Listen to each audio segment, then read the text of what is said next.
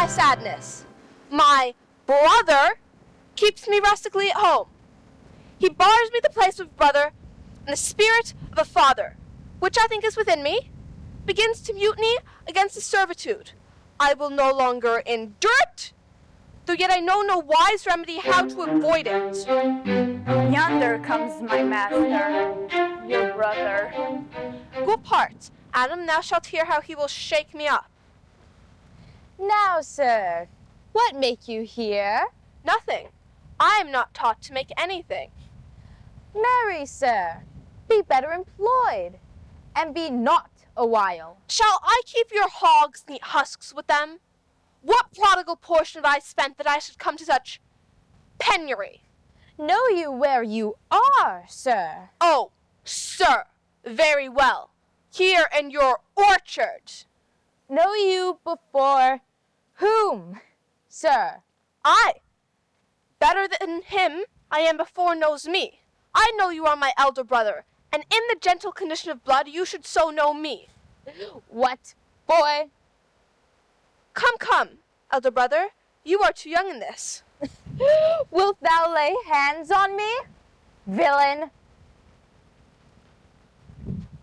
I am no villain! I am the youngest son of Sir Roland de Boys. He was my father, and he is thrice the villain that such a father begot villains. Wert thou not my brother, I would not take this hand from thy throat till this other had pulled out thy tongue for saying so. Sweet masters, be patient. For your father's remembrance, be at accord. Let me go, I say. Will no further offend you than becomes me for my good. Get you with him, you old dog. Is old dog my reward? Must true. I have lost my teeth in your service. God be with my old master, he would have not spoke such a word. Is it even so? Begin you to grow upon me. Good morrow to your worship. Ah, the court wrestler. Good Monsieur Charles. Is there any new news at the new court? No news of the court, sir, but the old news. That is, the old duke has been banished by his younger brother, the new duke, and now lives in the forest of Arden, like the old Robin Hood of England. Can you tell if Rosalind, the duke's daughter, shall be banished with her father? Oh, no, for the duke's daughter, her cousin, so loves her, being ever from their cradles bred together, that she would have followed her exile or have died to stay behind her. She is at the court. You wrestle tomorrow before the new duke? Marry do I, sir. I came to acquaint you with a matter. I am given, sir, secretly, to understand that your younger brother, Orlando, hath a disposition to come against me in disguise and try a fall. Your brother is but young and tender, and for your love I would be loath to foil him, as I must for my own honor if he come in tomorrow. I'll tell thee, Charles.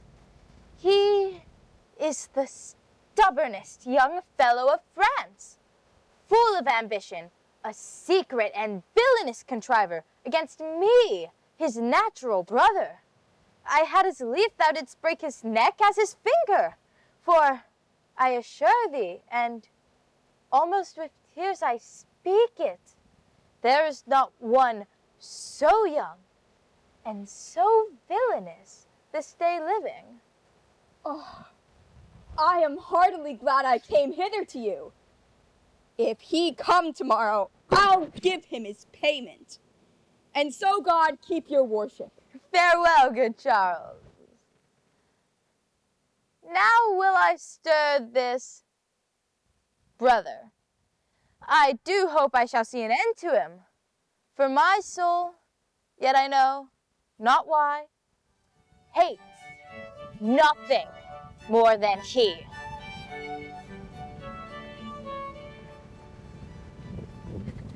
I pray thee, Rosalind, sweet, my coz. Be merry. Dear Celia, I show more mirth than I am mistress of, and would you yet I were merrier still? Unless you can teach me to forget a banished father, you must not learn me to remember any extraordinary pleasure. Herein, I see, thou lovest me not with the full weight that I love thee. You know my father hath no child but I, and when he dies, thou shalt be his heir. For what he hath taken away from thy father, I will render thee again in affection. By mine honor I will, therefore, my sweet rose, my dear rose, be merry. From henceforth, I will, coz, and devise sports. Let me see, what think you of falling in love? Oh, marry, I prithee do, to make sport withal. But love no man in good earnest. How now, wit? Whither wander you? Mistress, you must come away to your father. Were you made the messenger? No, by mine honor! But I was bid to come for you. Where learned you that oath, fool? Of a certain knight that swore by his honor there were good pancakes, and swore by his honor the mustard was not. Now, I'll stand to it. The pancakes were not, and the mustard was good. And yet was not the knight forsworn. Shall I unmuzzle my wisdom further? Enough, good touchstone, what's the news you bear? Yes, tell us the manner of the wrestling. There comes an old man and his 3 sons, 3 proper young men of excellent growth and presence. The eldest of the 3 wrestled with Charles, the Duke's wrestler, which in a moment Charles threw him and broke 3 of his ribs. There was little hope of life in him.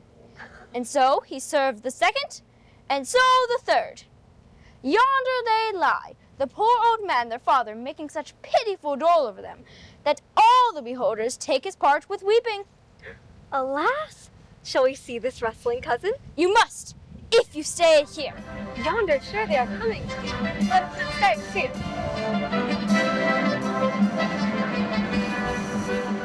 Come on! Since the youth will not be entreated, his own peril on his forwardness. Is yonder the man? Even he, madam. Alas, he is too young. Yet he looks successfully. How now, daughter and cousin? Are you crept hither to see the wrestling? Aye, my liege, so please you give us leave. You will take little delight in it, I can tell you. There's such odds in the man. In pity of the challenger's youth, I would fain dissuade him, but he will not be entreated. Speak to him, ladies. See if you can move him. Call him hither, good Monsieur le Clown. Do so. I'll not be by. Monsieur the challenger, the princesses call for you. I attend them with all respect and duty. Young man, have you challenged Charles the wrestler? No, fair princess. He is the general challenger. I come in, as others do, to try with him the strength of my youth. Young gentleman, your spirits are too bold for your years. You have seen cruel proof of this man's strength. We pray you for your own sake to consider your own safety and give over this attempt. Do, young sir. Your reputation will not therefore be misprized. We will make it our suit to the Duke that the wrestling might not go forward. I beseech you, punish me not with your hard thoughts, but let your fair eyes and gentle wishes go with me to my trial, wherein, if I be foiled, there is but one shame that was never gracious. If killed, one dead that was willing to be so. I shall do my friends no wrong, for I have none to lament me. The world no injury, for in it I have nothing. Only in the world I fill up a place, which may be better supplied when I have made it empty. What little strength I had, I would it were with you. And mine to eke out hers. Fare you well. Come, where is this young gallant that is so desirous to lie with his mother earth? Ready, sir, but his will hath knit a more modest working. You shall try but one fall. Come your ways. Now, Hercules, be thy speed, young man.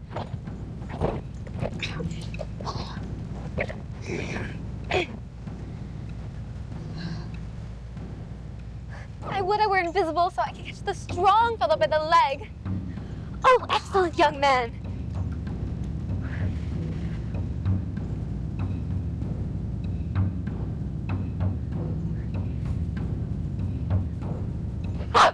If I had a thunderbolt in mine eye, I can tell who should down.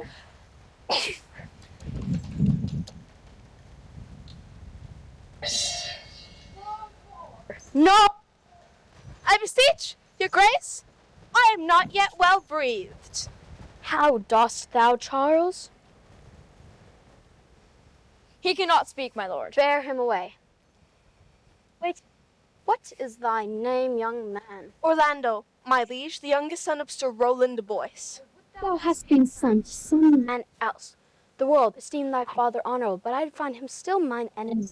But very well, thou art a gallant youth. I would thou hast told me of another father. Now! I am more proud to be Sir Rowland's son, his youngest son, and will not change that calling to be adopted heir to Frederick. My father loved Sir Rowland as his soul, and all the world was of my father's mind. Gentle cousin, let us go thank him and encourage him.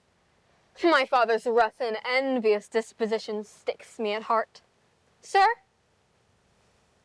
you have a well-deserved.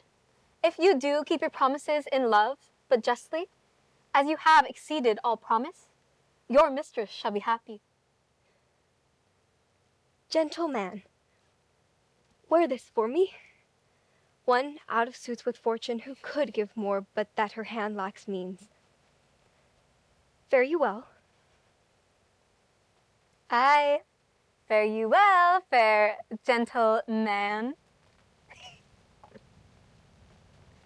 Can I not say, I thank you? Fair ladies? He calls us back. My pride fell with my fortunes. I'll ask him what he would. You called, sir? Sir, you have wrestled well and overthrown more than your enemies. Will you go, cause? Have with you. Fare you well. What passion hangs these weights upon my tongue? I cannot speak to her. She urged conference. Oh, poor Orlando, thou art overthrown. Or Charles or something weaker masters thee. Oh, heavenly Rosalind! Who I, cousin? Who I, Rosalind? Cupid have mercy. Let us talk in good earnest. Is it possible, on such a sudden, that you should fall into so strong a liking with old Sir Rowland's youngest son? The Duke, my father, loved his father dearly. Doth it therefore ensue that you should love his son dearly? Let me love him for that, and do you love him because I do. But look, here comes the Duke, with his eyes full of anger. Mistress, dispatch you with your safest haste and get you from our court. Me, uncle? You, cousin, within these 10 days, if that thou beest found, so near a public court as 20 miles thou diest for it. I do beseech your grace, let me the knowledge of my fault bear with me. Never so much as in a thought unborn did I offend your highness. Let it suffice thee that I trust thee not. Yet your mistrust cannot make me a traitor. Thou art thy father's daughter, there's enough. What's that to me? My father was no traitor. Dear sovereign, hear me speak. If she be a traitor, why, so am I. We still have supped together, rose at an instant, learned, played, eat together, and wheresoever we went, like Juno's swans, still we went coupled and inseparable. Firm and irrevocable is my doom, which I have passed Upon her. She is banished. Pronounce that sentence then on me, my lord. I cannot live out of her company. You are a fool. Eunice, provide yourself. If you outstay the time, upon mine honor and in the greatness of my word, you die.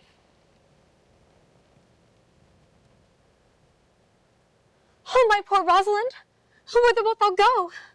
Wilt thou change fathers? I will give thee mine. I charge thee, be not thou more grieved than I am. I have more cause. Thou hast not, cousin. Prithee, be cheerful. Knowst thou not the Duke hath banished me, his daughter? That he hath not. No, hath not. Rosalind then lacks the love which teaches thee that thou and I am one. Shall we be sundered? Shall we part, sweet girl? No. Let my father seek another heir. Say what thou canst, I'll go along with thee. Why, whither shall we go? To seek my uncle in the forest of Arden.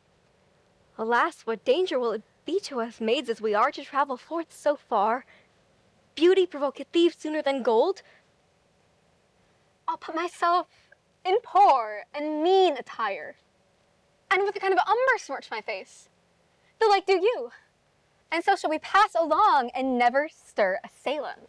Were it not better, because that I am more than common tall, that I did suit me all points like a man, and in my heart lie there what hidden women's fear there will have a swashing and martial outside, as many other mannish cowards have, that do outface it with their semblances. But what shall I call thee, when thou art a man? I'll have no worse a name than Jove's own page, and therefore look, you call me Ganymede. But what will you be called? Something that hath a reference to my state. No longer Celia, but Aliena. But cousin, what if we essay to steal the clownish fool out of your father's court? Would he not be a comfort to our travel? He'll go o'er the wide world with me. Leave me alone to woo him. Let's away and get our jewels and our wealth together. Devise the fittest time and safest way to hide us from pursuit that will be made after my flight. Now go we, in content, to liberty and not to banishment.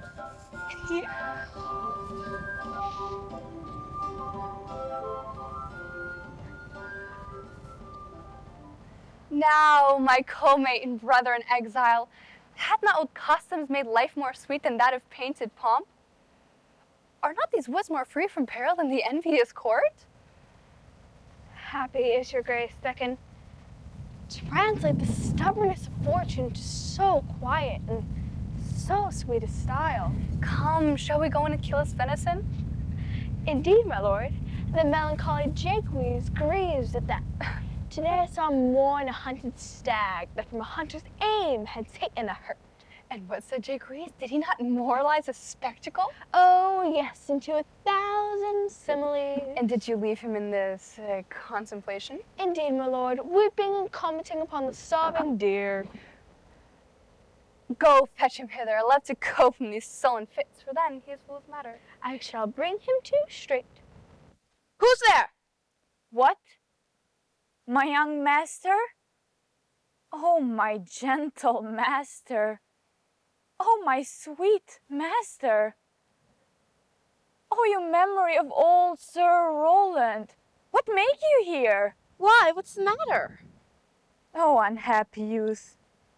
Come not within these doors. Within this roof, the enemy of all your graces lives. Your brother hath heard your praises, and this night he means to burn the lodging where you used to lie, and you within it. This house is but a butchery. Abhor it, fear it, but do not enter it. Why, whither, Adam, wouldst thou have me go? No matter whither, so you come not here. What, wouldst thou have me go and beg my food? Or with a base and boisterous sword enforce a thievish living on the common road?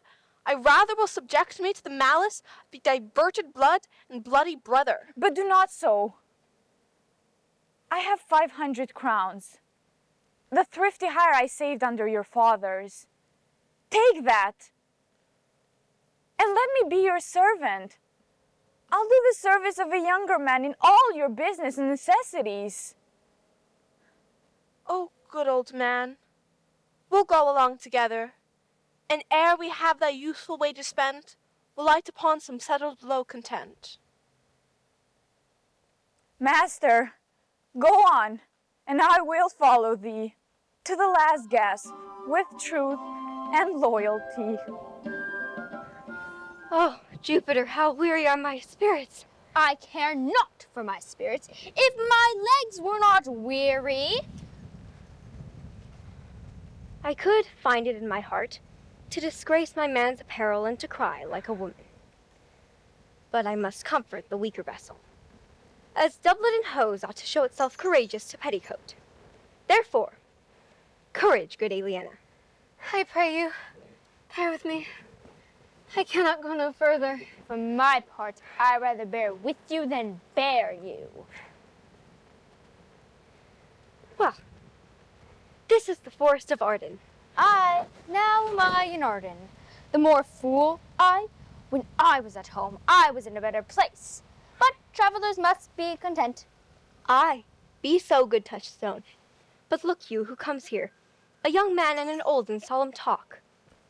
That thou knewest how I do love her. I partly guess, for I have loved her now. No, Corin. Being old, thou canst not guess. Though in thy youth thou wast as true a lover as ever sighed upon a midnight pillow. But if thy love were ever like to mine, as sure never did I think man love so, how many actions most ridiculous hast thou been drawn to by thy fantasy? Into 1,000 that I have forgotten. Oh, thou didst then ne'er love so heartily. If thou rememberst not the slightest folly that ever loved and make thee run into, thou hast not loved. Or if thou hast not sat as I do now, wearying thy cure in thy mistress' praise, thou hast not loved. Or if thou hast not broke from company abruptly, as my passion now makes me, thou hast not loved. Oh, Phoebe, Phoebe, Phoebe! Jove, this shepherd's passion is much upon my fashion. I pray you, one of you question yond man and see if he for gold will give us any food. I faint almost to death. Hola, you clown. Peace, fool, he's not thy kinsman. Who calls? You're better, sir. Else are they very wretched. Peace, I say. Good even to you, friend. And to you, gentle sir, and to you all. I pray you, if that love or money can in this desert place buy us entertainment, bring us where we may rest and feed. Here's a young maiden would travel much oppressed and faints for succor. Fair sir, I pity her and wish for her sake more than for mine own. My fortunes were more able to relieve her, but I am shepherd to another man and do not shear the fleeces that I graze. Besides, his huts, flocks, and bounds of feed are now on sale and at our sheepcote now. By reason of his absence, there is nothing he will feed on. But what is? Come see, and in my voice, most welcome shall you be. I pray you, if it stand with honesty, buy thou the cottage pasture and the flock, and thou shalt have to pay for it of us. And we will mend thy wages. I like this place, and willingly could waste my time in it. Assuredly the thing is to be sold. Go with me. If you like upon report the soil, the profit in this kind of life, I will your very faithful feeder be and fight with your gold right suddenly. Master, I can go no further. Oh, I die for food. Here lie I down and measure out my grave. Farewell, kind master. Why, how now, Adam, no greater heart in thee. Live a little, comfort a little, cheer thyself a little. If this uncouth forest yields anything savage, I will either be food for it, or bring it for food to thee. For my sake, be comfortable. Hold death a while at the arm's end. I will here be with thee presently. Yet thou liest in the bleak air. Come. I will bear thee to some shelter, and thou shalt not die of lack of a dinner. If there be anything in this desert. Cheerly, good Adam.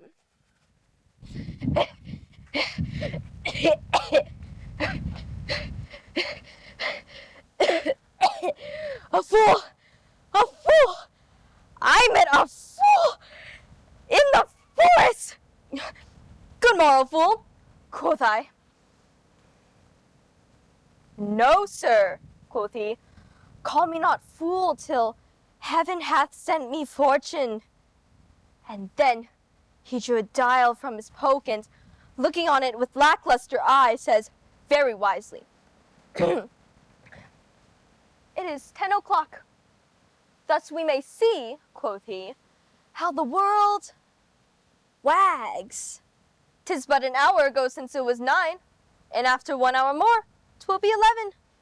And so from hour to hour we ripe, and then from hour to hour we rot, and thereby hangs a tale.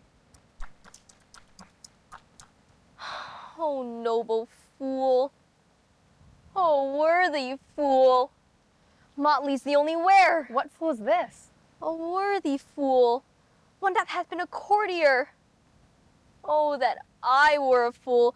I am ambitious for a motley coat. Thou shalt have one. It is my only suit. I must have liberty to blow on whom I please, for so fools have. And they that are most gulled with my folly, they most must laugh. Forbear! But who comes here? Forbear and eat no more, Why, I have eaten none yet. nor shalt not. To necessity be served. Art thou thus bolden man by thy distress? That in civility thou seemest so empty. Forbear, I say. He dies that touches any of this fruit, till I and my affairs are answered. And you will not be answered with reason. I must die. What would you have? Your gentleness shall force more than your force move us to gentleness. I almost die for food. Let me have it. Sit down and feed, and welcome to our table. Speak you so gently? Pardon me, I pray you. I thought that all things had been savage here, and therefore put I on the countenance of stern commandment. But whate'er you are, if ever you have looked on better days and know what 'tis to pity and be pitied, let gentleness my strong enforcement be, and the which hope I blush and hide my sword. True is it that we have seen better days, and therefore sit you down in gentleness, and take upon command what help we have, that your wantings may be ministered. Then but forbear your food a little whiles like doe, go to find my fawn, and bring it food.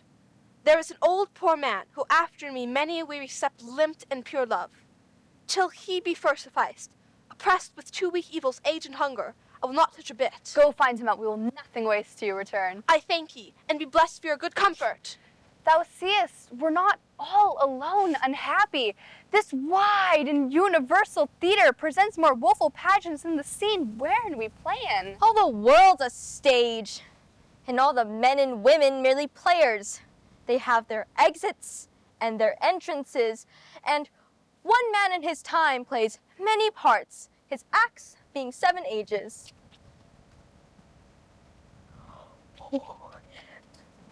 At first, the infant, mewling and puking in the nurse's arms. Then, the whining schoolboy, with his satchel and shining morning face, creeping like snail unwillingly to school. And then, the lover, sighing like furnace with a woeful ballad made to his mistress's eyebrow. And then, the soldier, full of strange oaths and bearded like the pard, jealous in honor, sudden and quick in quarrel, seeking the bubble reputation even in the cannon's mouth. And then, a justice, in fair round belly with good capon lined, with eyes severe and beard of formal cut, full of wise saws and modern instances, and so he plays his part. The 6th age shifts into the lean and slipper pantaloon, with spectacles on nose and pouch on side, his youthful host well saved, a world too wide for his shrunk shank, and his big manly voice turning again toward childish treble, pipes, and whistles in its sound. Last scene of all that ends this strange eventful history is second childishness and mere oblivion. Sans teeth sans eyes, sans taste, sans everything. Welcome! Set down your venerable burden and let him feed. I thank ye most for him. So had you need. I scarce can speak to thank you for myself. Welcome, fall two. I will not trouble you yet to question you about your fortunes.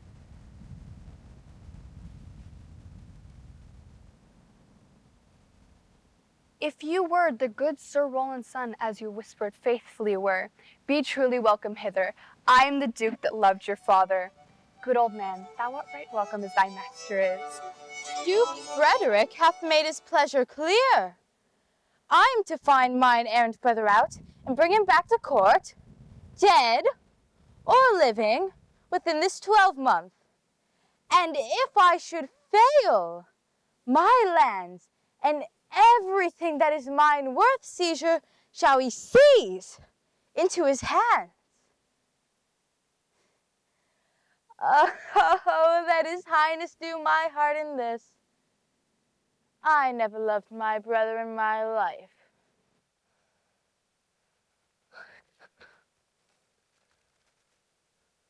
Hang there, my verse, in witness of my love. Oh, Rosalind, these trees shall be my books. Run round Orlando, carve on every tree, the fair, the chaste, and expressive she. And how like you this shepherd's life, Master Touchstone? Truly, shepherd, in respect of itself, it is a good life.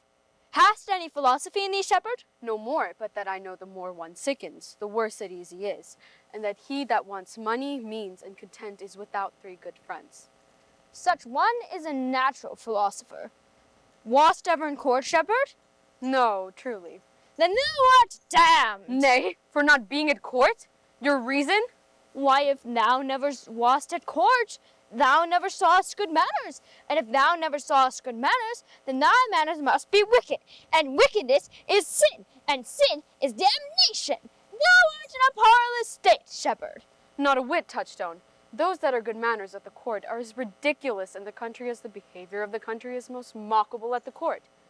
You told me you salute not at the court, but you'd kiss your hands? That courtesy would be uncleanly if courtiers were shepherds. Instance briefly. Come, instance. Why, we are still handling our ewes, and their fells you know are greasy. Why do not your courtiers' hands sweat? Isn't the grease of mutton as wholesome as the sweat of a man? Shallow, shallow. Better instance, I say, come. Well, they're often tarred over with the surgery of our sheep. And would you have us kiss tar? The courtiers' hands are perfumed with civet. Most shallow man, learn of the wise and propend. Civet is of a baser birth than tar, the very uncleanly flocks of a cat. Mend the instant, shepherd. You have too courtly a wit for me. Ah, here comes young Master Ganymede, my new mistress's brother. From the east to western Ind, no jewel is like Rosalind. Her worth being mounted on the wind, through all the world bears Rosalind. All the pictures fairest lined are but black to Rosa lined. Let no fair be kept in mind but the fair of Rosalind. Out, fool! If a heart do lag behind, let him seek out Rosalind. Sweetest nut hath sourest rind, such a nut is Rosalind? He that sweetest rose will find must find love's prick and Rosalind? These are such false gallop of verses. Why do you infect yourself with them? Peace, you dull fool. I found them on a tree. Truly the tree yields bad fruit. Peace, I say. Here comes my sister reading. Stand aside. Come, shepherd, let us make an honorable retreat. Didst thou hear these verses? Oh, yes. But didst thou not wonder how thy name should be hanged and carved upon the trees? Trow you who hath done this? Is it a man? Aye, and a chain that you once wore about his neck. Change your color. I pray thee, cousin, tell me who it is quickly and speak apace. Oh, wonderful, wonderful. And? Most wonderful, wonderful. and yet again wonderful. And after that, out of all hoping. Good my complexion! Dost thou think, though I am comparison like a man, that I have a doublet and hose in my disposition? I pray thee, cousin, tell me who it is. It is young Orlando that tripped up the wrestler's heels and your heart, both in an instant. Orlando? Orlando. Alas, the day! What shall I do with my doublet and hose? What did he when thou sawest him? What said he? What makes him here? Did he ask for me? How looked he? How parted he with thee? And when shalt thou see him again? Answer me in one word. But doth he know that I am in this forest and in man's apparel? Looks he as freshly as he did the day he wrestled? Shh. I found him under a tree, like a dropped acorn. It may as well be called Job's tree when it drops forth such fruit. Give me audience, good madam. Proceed. There lay he, stretched along, like a wounded knight. Though it be a pity to see such a sight, it well becomes the ground. He was furnished like a hunter. Oh, ominous. He comes to kill my heart. I would sing my song without refrain. Thou bringest me out of tune. Do you not know I am a woman? When I think I must speak, sweet, say on. You bring me out. Soft, was he not here? 'Tis he. Slink by and note him. I thank you for your company, but good faith I had as lief have been myself alone. And so had I. But yet, for fashion's sake, I thank you too for your society. I pray you, mar no more trees with writing love songs in their barks. I pray you, mar no more of my verses with reading them ill-favoredly. Rosalind is your love's name? Yes, just. I do not like that name. There was no thought of pleasing you when she was christened. What stature is she of? Just as high as my heart. You are full of pretty answers. By my troth, I was seeking for a fool when I found you. He is drowned in the brook. Look but in, and you shall see him. I'll tarry no longer with you. Farewell, good Signor Love. I am glad of your departure. Adieu, good Monsieur Melancholy. Ugh. I will speak to him like a saucy lackey, and under that habit play the knave with him. Do you hear, Forester? Very well. What would you? I pray you, what is it o'clock? You should ask me what time of day. There's no clock in the forest. Then there is no true lover in the forest. Else, sighing every minute and groaning every hour would detect the lazy foot of time as well as a clock. Where dwell you, pretty youth? With this shepherdess, my sister, in the skirts of the forest, like fringe upon a petticoat. Are you native of this place? Your accent is something finer than you could purchase in so removed a dwelling. I have been told so of many. Yet it was indeed an old religious uncle of mine that taught me to speak, who was, in his youth, an inland man, who knew courtship all too well, for there he fell in love. I have heard him read many a lecture against it, and I thank God I am not a woman, to be touched with so many giddy offences, as he has generally taxed their whole sex withal. I prithee, recount some of them. I will not cast away my physic, but on those that are sick. There is a man that haunts the forest, that abuses our young plants with carving Rosalind on their barks, hangs odes upon hawthorns, elegies on brambles, all forsooth deifying the name Rosalind. If I could beat that fancy monger, I would give him some good counsel, for he seems to have the quotidian of love upon him. I am that he that is so love-shaked. I pray you tell me your remedy. There is none of my uncle's marks on you. He taught me to know a man in love, in which cage of rushes I am sure you're not prisoner. What were his marks? A lean cheek, which you have not, a blue eye and sunken, which you have not, a beard neglected, which you have not, then your hose should be ungartered, your bonnet unbanded, your sleeve unbuttoned, your shoe untied, and everything about you demonstrating a careless desolation. But you are no such man. I could make thee believe I love. Me believe it. You may as soon make her that you love believe it. But, in good sooth, are you he that hangs the verses on the trees, wherein Rosalind is so admired? I swear to thee, by the white hand of Rosalind, I am that he, that unfortunate he. And are you so in love as your verses speak? Neither rhyme nor reason could express how much. Love is merely a madness, and deserves as much a dark house and whip as madmen do. Yet I profess curing it by counsel. Did you ever cure any so? Yes, one, and in this manner. He was to imagine me his love, his mistress, and I would set him every day to woo me, at which time I would now like him, now loathe him, then entertain him, now forswear him, then weep for him, then spit at him, that I drave my suitor from his mad humor of love to a living humor of madness, which was to forswear the world and to live in a nook merely monastic. And thus I cured him, and in this way will I take it upon myself to wash your liver as clean as a sound sheep's heart. There will not be one spot of love in it. I would not be cured, youth.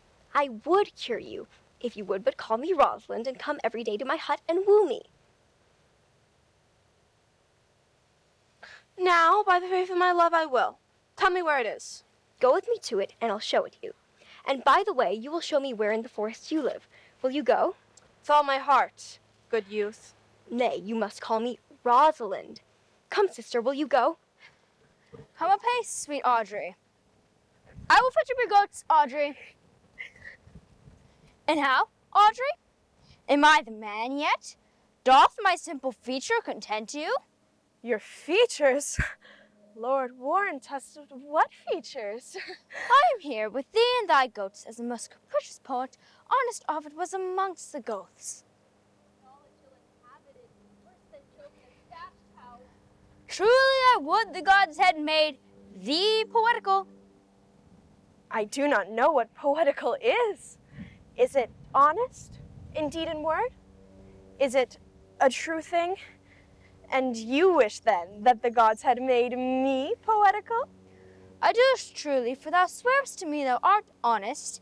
Now, if thou wert a poet, I might have some hope thou didst feign. Would you not have me honest? No, truly, unless thou were hard-favored. For honesty coupled to beauty is to have honey a sauce to sugar. Ah, a material fool. Well, I am not fair, so I pray the gods make me honest. Yes, well, be it as it may be, I will marry thee. And to that end I have been with Sir Oliver Martex, the vicar of the next village, who hath promised to meet us in this place of the forest and to couple us. I would fain see this. Well, the gods give us joy! Amen. Will you be married, Motley?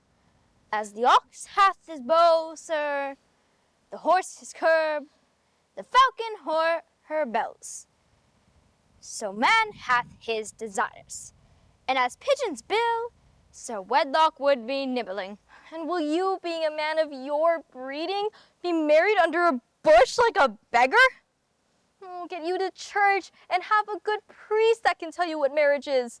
That Martex fellow will join you together as they join wainscot. Then, one of you will prove a shrunk panel and like green timber, warp.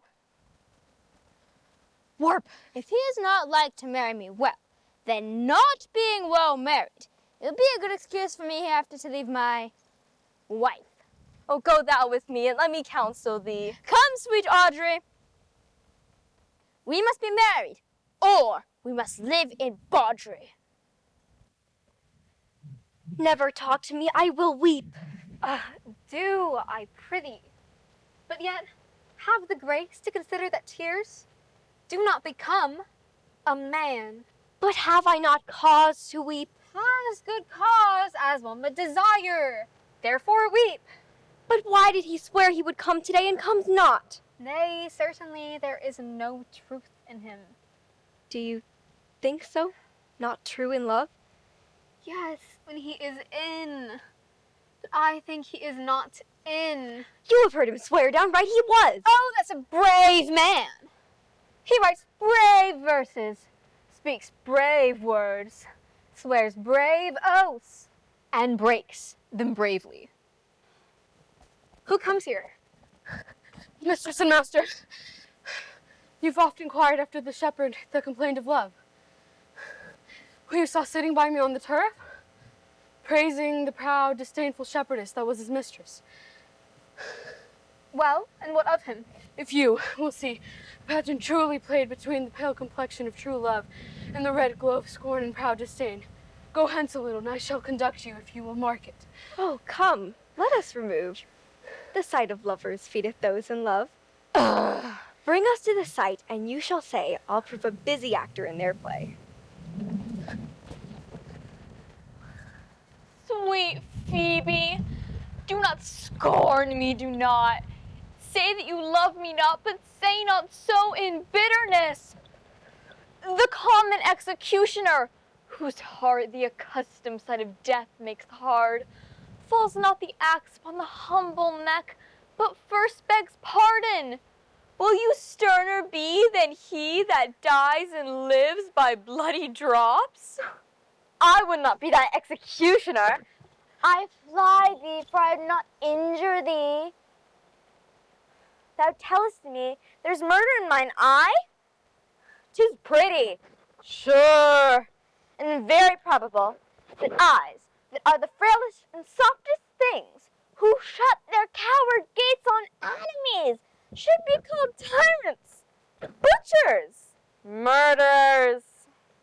Now, I do frown on thee with all my heart, and if mine eyes can wound, now let them kill thee.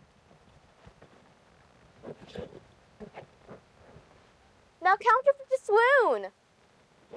Why now fall down, or if thou canst not, oh, for shame, for shame. Lie not to say mine eyes are murderers. Now show the wound mine eye hath made in thee. I see that thou canst not, therefore mine eyes, which I have darted at thee, hurt thee not, nor ensure there's no force in eyes that can do hurt. Oh, dear Phoebe, if ever, as that ever may be near, you meet in some fresh cheek the power of fancy, then shall you know the wounds invisible that love's keen arrows make. But till that time, come not thou near me, and when that time comes, afflict me with thy mocks. Pity me not, as till that time I shall not pity thee. And why, I pray you? Who might be your mother, that you insult, exalt, and all at once over the wretched? What, though you have no beauty, must you therefore be proud and pitiless? Why, what means this? Why do you look so upon me? No, faith, mistress, hope not after it. You cannot tame my spirits to your worship. You, poor shepherd, wherefore do you follow her? You are 1,000 times properer a man than she a woman. 'Tis such fools as you that make the world full of ill-favored children. 'Tis not her glass, but you that flatters her. But you, mistress, know yourself. Down on your knees and thank heaven fasting for a good man's love. For I must tell you friendly in your ear, sell when you can, you are not for all markets. Sweet youth, I pray you, chide ear together. I'd rather hear you chide than this man woo. Why look you so upon me? For no ill will I bear you. I pray you, do not fall in love with me, for I am falser than vows made in wine. Besides, I like you not. Oh. If you will know my house, 'tis at the tuft of olives here hard by. Come, sister, will you go?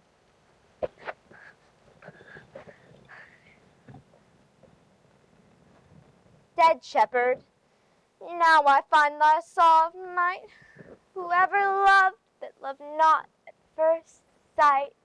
Sweet Phoebe. What say'st thou, Silvius? Sweet Phoebe. Pity me. Why, I am sorry for thee, gentle Silvius. Silvius, the time was that I hated thee. And yet, it is not that I bear thee love. But, since that thou canst talk of love so well, thy company which erst was irksome to me, I will now endure. I'll employ thee too, but do not look for further recompense than thine own gladness that thou art employed. So holy and so perfect is my love, and I, in such a poverty of grace, shall think it a most plenteous crop to glean the broken ears after the man that the main harvest reaps. Loose now and then a scattered smile, and that I'll live upon. Knowest ye the youth that spoke to me erewhile? Not very well. But I've met him oft, and he hath bought the cottage in the bounds that the old Carlot once was master of. Think not I love him, though I ask for him. 'Tis but a peevish boy. Yet he talks well. But what care I for words? Yet words do well when he that speaks them pleases those that hear. There be some women, Silvius, had they marked him with cloaks as I did, would have gone near to fall in love with him. But for my part, I love him not, nor hate him not. And yet, I've more cause to love him than to hate him. For what had he to chide at me? I'll write him a very taunting letter, and thou shalt bear it. Wilt thou, Silvius? Phoebe, with all my heart. I'll write it straight. The matter's in my head and in my heart. I will be bitter with him and passing short. Go with me, Silvius. Good day and happiness, dear Rosalind. Why, how now, Orlando? Where have you been all this while? You a lover, and you serve me such another trick. Never come in my sight more. My fair Rosalind, I come within an hour of my promise. Break an hour's promise in love? Pardon me, dear Rosalind. Very well. Come, woo me. Woo me, for now I am in a holiday humor and like enough to consent. What would you say to me now, and I were your very, very Rosalind? I would kiss before I spoke. Nay, you had better speak first, and when you were gravelled for lack of matter, then you might take occasion to kiss. How if kiss be denied? Then she puts you to entreaty, and there begins new matter. Who could be out, being before his beloved mistress? Am not I your Rosalind? I take some joy to say you are. Then, in her person, I say I will not have you. Then in mine own person, I die. No, Faith. Die by attorney. The poor world is almost 6,000 years old, and in that time not one man died of a love cause. Men have died from time to time, and worms have eaten them, but not for love. I would not have my right, Rosalind, of this mind, for I protest, a frown might kill me. By this hand it would not kill a fly. But I will be your Rosalind in a more coming on disposition. And ask me what you would, I will grant it. Then love me, Rosalind. Yes, Faith, will I, Fridays and Saturdays and all. And wilt thou have me? Aye, and 20 such. Come, sister, you shall be the priest and marry us. Pray thee, marry us. I cannot say the words. You must begin. Will you, Orlando? Go to. Will you, Orlando, have to wife this Rosalind? I will. Aye, but when? Why now, as fast as she can marry us. Then you must say, I take thee, Rosalind, for wife. I take thee, Rosalind, for wife. Now, tell me how long you would have her, after you have possessed her. Forever and a day. Say a day without the ever. No, Orlando, men are April when they woo, but December when they wed. Maids are May when they are maids, but the sky changes when they are wives. I will be jealous of thee, clamorous and giddy. I will weep for nothing, and will do that when thou art inclined to be merry. I will laugh like a hind, and that when thou art inclined to sleep. But will my Rosalind do so? By my life she will do as I do. For these 2 hours, Rosalind, I will leave thee. Alas, my love, I cannot lack thee 2 hours. I must attend the Duke at dinner. By 2 o'clock, I will be with thee again. Aye, go your ways. Go your ways. I knew what you would prove. My friends told me as much, and I thought no less. That flattering tongue of yours won me. 'Tis but one cast away, and so come death. 2 o'clock is your hour. Aye, sweet Rosalind. By my troth, and in good earnest, and so God mend me, and by all pretty oaths that are not dangerous, if you break 1 jot of your promise, or come 1 minute behind your hour, I will think you the most pathetical break promise, and the most hollow lover, and the most unworthy of her you call Rosalind, that may be picked out of the gross band of the unfaithful. Therefore, beware my censure, and heed. With no less religion than if thou wert indeed my Rosalind, so adieu. Well, time is the old justice that examines all such offenders, and let time try, so adieu. You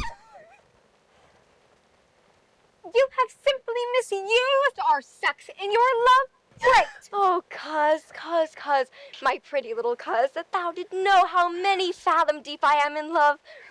I'll tell thee, Aliena, I cannot be out of the sight of Orlando. I'll go find a shadow and sigh till he come. And I'll sleep. How say you now? Is it not past 2 o'clock?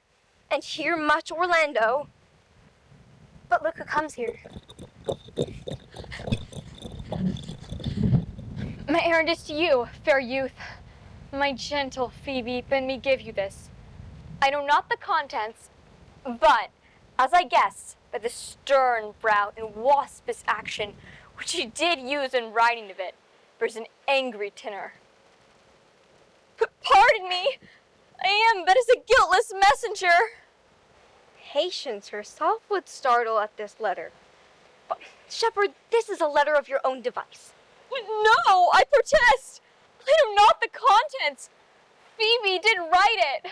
Will you hear the letter? So please you, for I have not heard it yet. Yet heard too much of Phoebe's cruelty. She Phoebes me. Mark how the tyrant writes. Art thou God to shepherd turned, that a maiden's heart hath burned? Can a woman rail thus? Call you this railing? If the scorn of your bright eyne have power to raise such love in mine, alack in me what strange effect would they work in mild aspect. Whiles you chid me, I did love, how then might your prayers move? He that brings this love to thee, little knows this love in me. I beg of you my offer take of me that all that I can make. If you instead my love deny, why then I'll study how to die.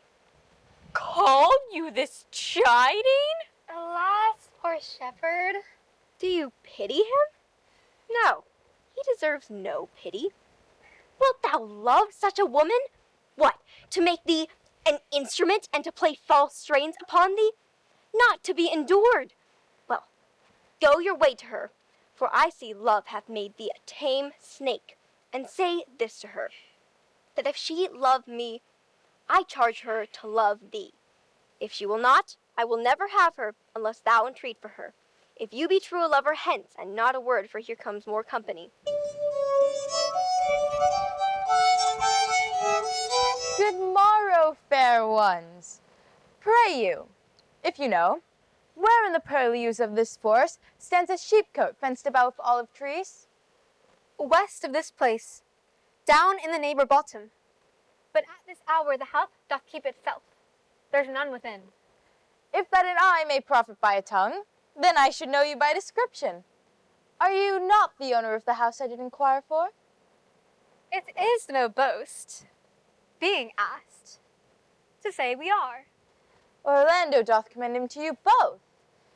But to the youth he calls Rosalind, he sends this bloody napkin. Are you he? I am? What must we understand by this?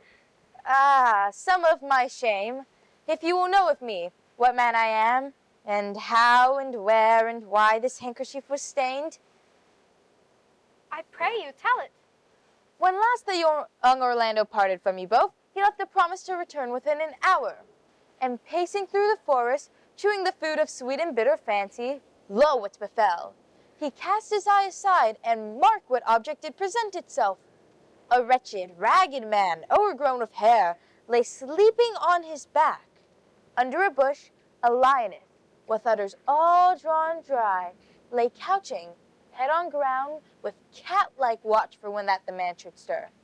For 'tis the royal disposition of that beast to prey on nothing that doth seem as dead.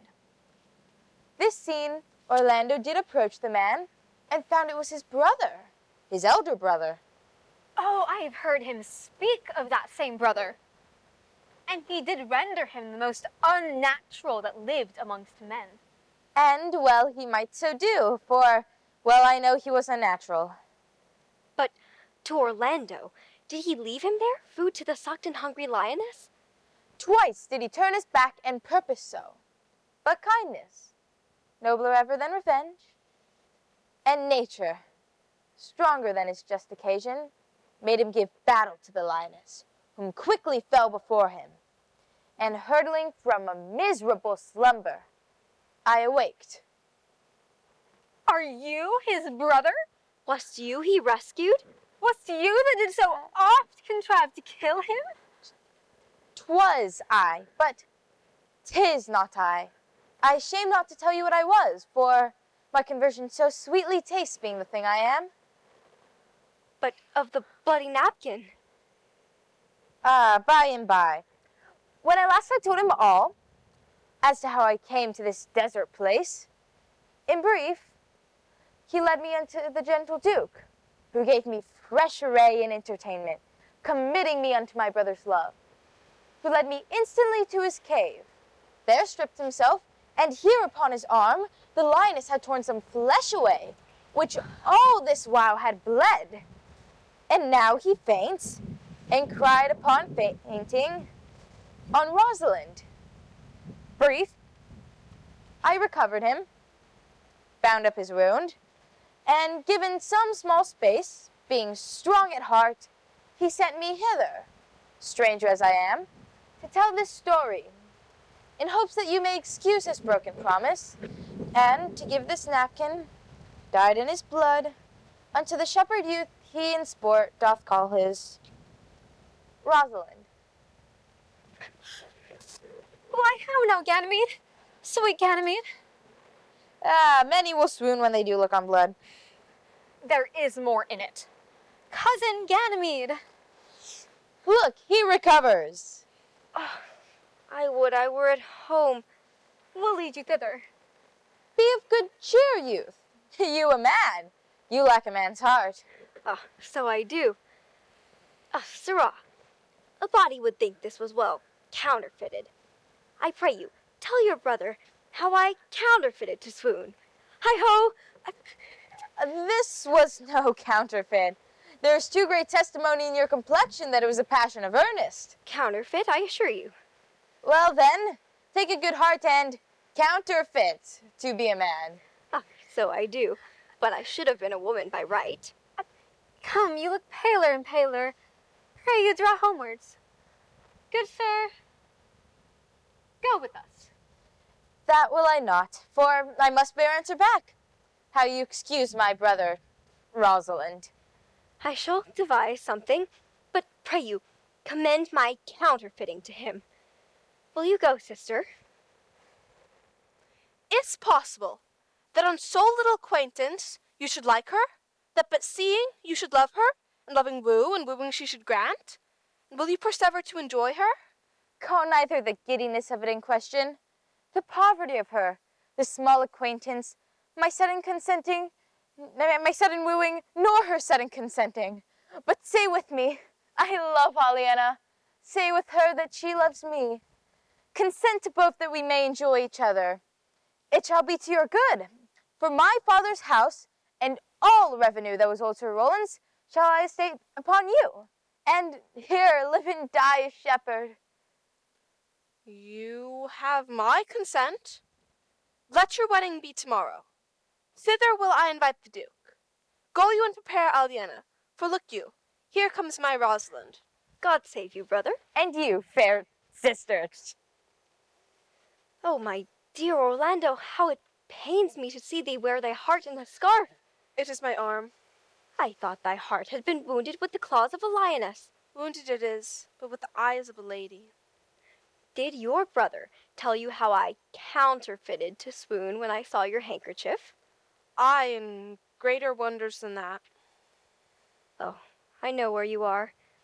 Nay, 'tis true there was never anything so sudden, for no sooner than your brother and my sister met, but they looked. No sooner looked, but they loved. No sooner loved, but they sighed. No sooner sighed than they asked one another the reason. No sooner knew the reason than sought the remedy. And in this way they have made a very pair of stairs to marriage. They are in the wrath of love, and they will together. Clubs cannot part them. They will be married tomorrow, and I will bid the dupe to the nuptial. Why, then But I cannot... oh, how bitter a thing it is to look to happiness through another man's eyes. I cannot serve your turn for Rosalind? I can live no longer by thinking. I will weary you no longer with idle talking. Know of me then, for I speak to some purpose. I can do strange things. If you do love Rosalind, so near the heart as your gesture cries it out, when your brother marries Aliena, shall you marry her? I know into what straits of fortune she is in, and it is not impossible to me, if it appear not inconvenient to you, to set her before you tomorrow, human as she is and without any danger. Speakest thou in sober meanings? By my life I do. You shall be married tomorrow, and to Rosalind if you will.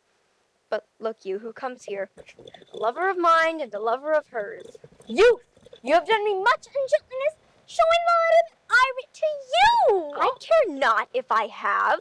It is my study to seem spiteful and ungentle to you. You are followed by a faithful shepherd. Look upon him. Love him. He worships you. Good shepherd, tell this youth what 'tis to love. It is to be made of sighs and tears. And so am I for Phoebe. And I for Ganymede. And I for Rosalind. And I for no woman. It is to be made of faith and service. And so am I for Phoebe. I for Ganymede. And I for Rosalind. And I for no woman. It is to be made of fantasy, all made of passion, all made of wishes, all adoration, duty, and observance, all humbleness, all patience and impatience, all purity, all trial, all observance.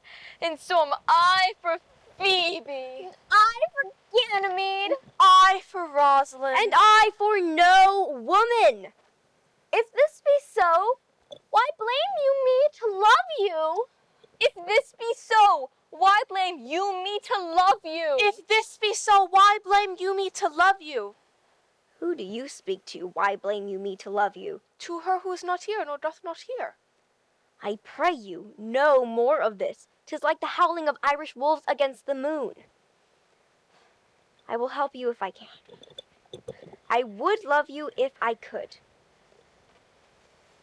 I will marry you if ever I marry woman, and you will be married tomorrow. I will satisfy you if ever I satisfied man, and you will be married tomorrow. I will content you if what pleases you contents you, and you will be married tomorrow.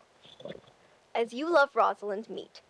As you love Phoebe, meet. And as I love no woman, I'll meet. So, very well, I have given you commands. I'll not fail if I live. Nor I, nor I. Go. Tomorrow is a joyful day, Audrey. Tomorrow we will be married. Oh, I do desire it with all my heart. And I hope it is no dishonest desire to be a woman of the world. Come, Audrey. Dost thou believe, Orlando, the boy can do all this he hath promised? I sometimes do believe, and sometimes do not. But those that fear they hope, and know they fear. Patience once more whilst our contract is urged. You say, Duke, if I bring your Rosalind tomorrow, you will bestow her on Orlando here. That would I, had I kingdoms to give with her. You say you will have her if he will give her. That would I, were I of all kingdoms king. You say, Phoebe, that you'll marry me if I be willing. That will I. Should I die the hour after? Or else, refusing me, you'll wed this shepherd. So is the bargain. You say, Silvius, that you'll have her if she will. Though to have her in death were one thing. I have promised to make all this matter even. Keep you your word, O Duke, to give your daughter. You yours, Orlando, to have his daughter. Keep you your word, Phoebe, that you'll marry me, or else refusing me, you'll wed this shepherd. Keep you your word, Silvius, to wed Phoebe if she will. And from hence I go, to make all this matter even. Aliena! I do remember in the shepherd boy some lively touches of my daughter's favor. My lord, the first time that ever I saw him, methought he was a brother to your daughter. Oh, there is sure another flood toward, and these couples are coming to the ark. Here comes a pair of very strange beasts, which in all tongues are called fools. Salutation and greeting to you all. Oh, good my lord, bid him welcome. This is the motley-minded gentleman that I have so often met in the forest. He hath been a courtier, he swears. If any man doubt that, let him put me to my purgation. I have trod a measure. I have flattered a lady. I have been politic with my friend, smooth with mine enemy. I have undone 3 tailors. I have had 4 quarrels, and like to have fought 1. And how was that ta'en up? Faith, we met and found the quarrel was upon the 7th cause. How 7th cause? Good my lord, like this fellow. I like him very well. But for the 7th cause, how did you find the quarrel on the 7th cause? Upon her lie 7 times removed. There your body more seeming, Audrey.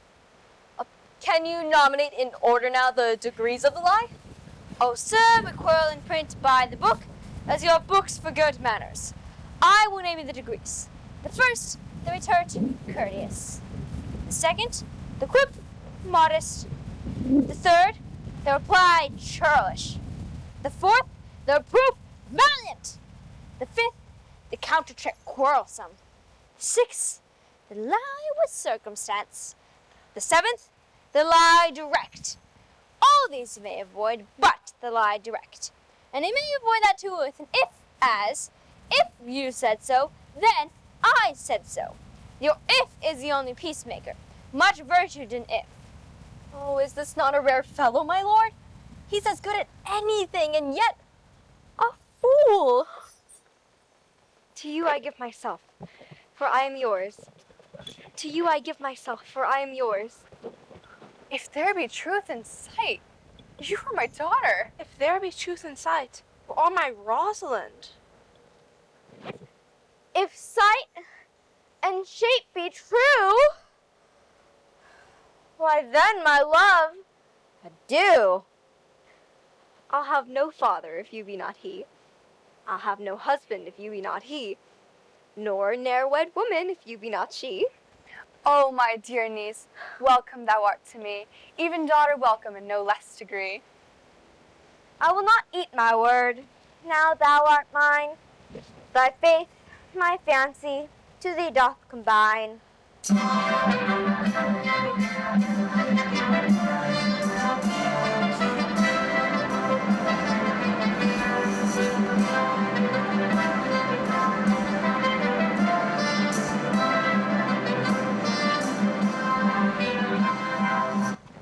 Let me have audience for a word or two.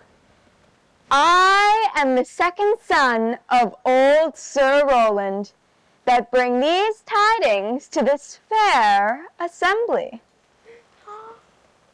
Duke Frederick, hearing how every day men of great worth addressed a mighty power, which were on foot in his own conduct, purposely to take his brother here and put him to the sword. And to the skirts of this wild wood he came, where meeting an old religious man, was converted, both from his enterprise and from the world, his crown bequeathing to his banished brother, and all their lands restored to them again which were with him exiled. This to be true, I do engage my life. Welcome, young man, thou offerest fairly to thy brother's wedding. To one his land withheld, and to the other land itself at large, potent dukedom. Sir! By your patience, if I heard you rightly, the Duke hath put on a religious life and thrown into neglect the pompous court? He hath. To him will I. Out of these convertites there is much matter to be heard and learned. So, to your pleasures, I am for other than for dancing measures. Proceed, proceed. We'll begin these rites as we do trust to lend in true delights. Play music, and to you bride and bridegrooms all, with measure heaped in joy to measures fall.